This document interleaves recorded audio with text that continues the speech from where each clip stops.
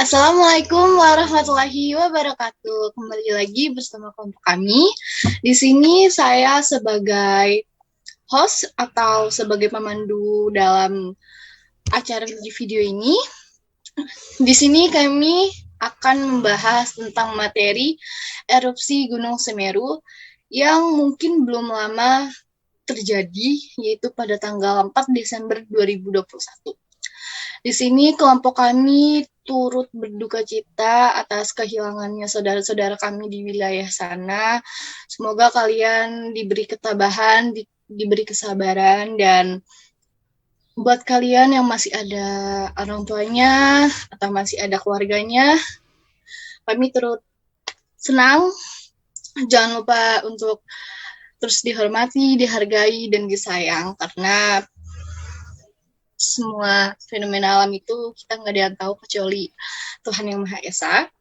Di sini kelompok kami akan membahas tentang semua materi ini. Kalau kalian penasaran, yuk kita bahas sama-sama. Oke? Untuk materi selanjutnya akan saya serahkan kepada teman saya, Salwa Faradina. Silakan. Baik, terima kasih kepada Yozi Nabila karena telah memberikan kesempatan kepada saya untuk membacakan materi. Saya di sini ingin membacakan materi dari kerugian dan korban erupsi Gunung Semeru. Gunung Semeru yang terletak di Kabupaten Malang dan Kabupaten Lumajang, Jawa Timur mengalami erupsi. Berdasarkan data dari Posko Tanggap Darurat per 13 Desember 2021, tercatat ada 48 korban meninggal dunia. Selain itu, 18 orang terluka luka berat akibat erupsi Gunung Semeru. Rata-rata korban mengalami luka bakar akibat terkena guguran lahar. Sementara itu, 12 orang menderita luka ringan. 9.977 orang mengungsi karena erupsi Gunung Semeru. Pada pengungsi ini tersebar di 148 titik pengungsian di Kabupaten Lumajang.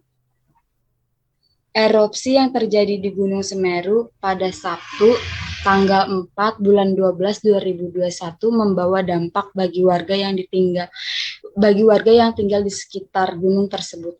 Kepala Pusat Vulkanik Mitigasi Bencana Geologi, Andiani, mengatakan sejauh ini ancaman yang terjadi berupa awan panas guguran yang mengarah ke daerah Besuk Kobokan.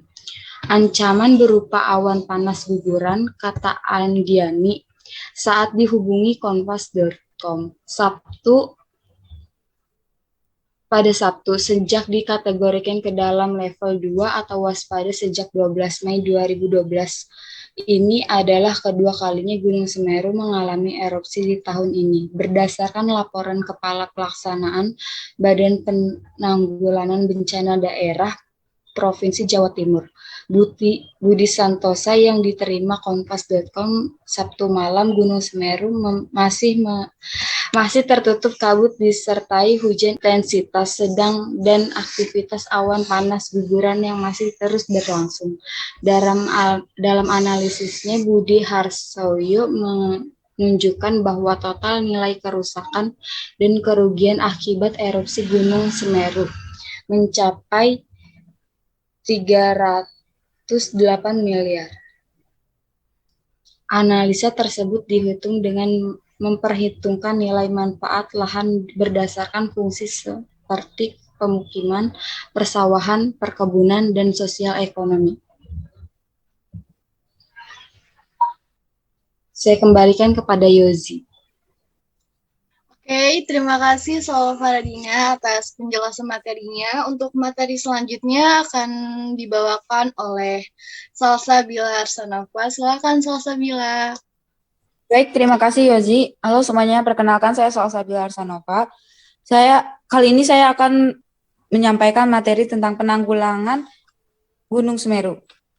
Berdasarkan laporan Kepala Pelaksana Badan Penanggulangan Bencana Daerah BPBD Provinsi Jawa Timur, Budi Santosa, yang diterima Kompas.com Sabtu malam, Gunung Semeru masih tertutupi kabut disertai hujan intensitas sedang. dan aktivitas awan panas guguran yang masih terus berlangsung. Lantas, apa yang harus dilakukan saat terjadi erupsi gunung berapi?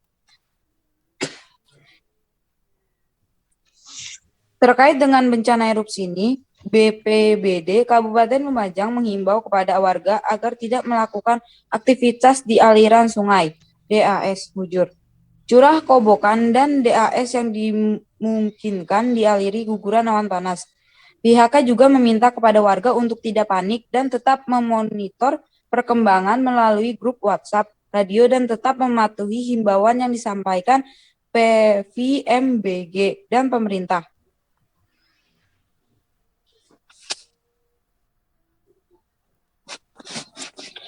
Perhatikan arahan dari PVMBG dan perkembangan aktivitas gunung berapi.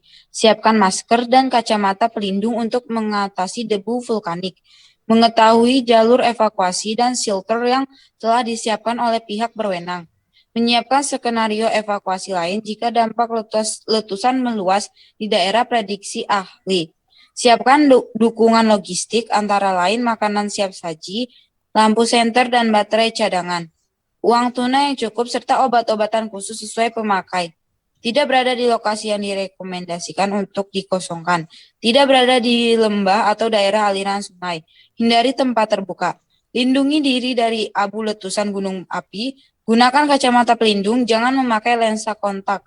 Gunakan masker atau kain basah untuk menutup mulut dan hidung. Kenakan pakaian tertutup untuk melindungi tubuh seperti baju lengan panjang, celana panjang, dan topi.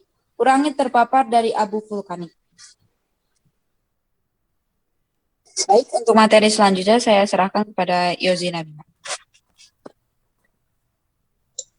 Oke, terima kasih Salsabila atas materi yang telah dibawakan. Untuk materi selanjutnya akan dibawakan oleh teman saya juga, yaitu Tirta Mahardani. Silakan Tirta.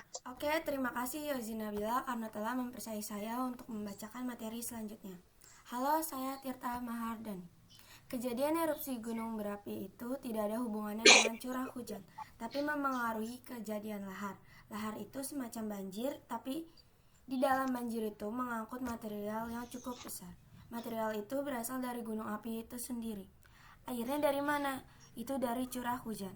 Ujar Andiani dalam konferensi pers daring dari Pos Pemantauan Gunung Semeru, Senin 6 Desember 2021. Selain itu, Guru Besar Fakultas Teknik Geologi Universitas Pajajaran, Prof. Sunarna Sulaksana, menyebutkan bahwa banjir lahar yang terjadi akibat erupsi Gunung Semeru Sabtu 4 Desember 2021 lalu dipicu akibat aktivitas vulkanik yang bersentuhan langsung dengan cuaca ekstrim di wilayah tersebut. Ia menjelaskan dampak besar dari erupsi Semeru diakibatkan adanya dua gaya yang bekerja, yaitu endogen dan eksogen. Faktor yang ketiga ini sepertinya yang terjadi di Semeru. Jadi ketika curah hujannya cukup tinggi, abu vulkanik yang menahan di puncaknya, baik dari akumulasi letusan sebelumnya, terkikis oleh air sehingga gunung api kehilangan beban. Sehingga meskipun isi dapur magmanya sedikit yang bisa terlihat dari aktivitas kegempaan yang sedikit. 1. Gempa bumi dan peningkatan emisi gas. Saat magma bergerak di perut bumi, tepatnya di bawah gunung berapi, aktivitas ini memicu terjadinya gempa bumi secara berkala dengan intensitas dan kekuatan yang terus meningkat. Kemudian, fumarole yang merupakan celah terbuka untuk mengeluarkan gas mulai memutahkan berbagai zat seperti uap, karbon dioksida, belerang, ataupun gas beracun lainnya. Peningkatan emisi gas dan gempa bumi seringkali menandakan bahwa letusan gunung akan terjadi. Gempa bumi terus-menerus dan peningkatan emisi gas biasanya merupakan tahap pertama letusan. Kedua, keluarnya abu dan uap panas proses maupun tanda bahwa letusan gunung berapi selanjutnya adalah pengeluaran abu dan uap air melalui lubang pada gunung yang terbuka. Misalnya pada letusan freatik yang terjadi ketika magma memanaskan permukaan atau air yang dilepas melalui lubang dan celah baru. Oke, materi selanjutnya saya kembalikan kepada Yozi Nabila. Oke, terima kasih Tirta atas materi yang telah dibawakan tadi. Untuk selanjutnya materinya akan dibawakan oleh saya sendiri.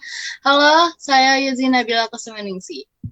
3. Pembentukan kubah lava tahap yang terakhir dari erupsi gunung berapi menurut para ahli, yaitu pembentukan kubah lava atau lava dome. Kubah lava terbentuk karena magma yang mengalir di permukaan mengalami penurunan tekanan maupun suhu yang membeku, sehingga membentuk suatu bentuk seperti kubah.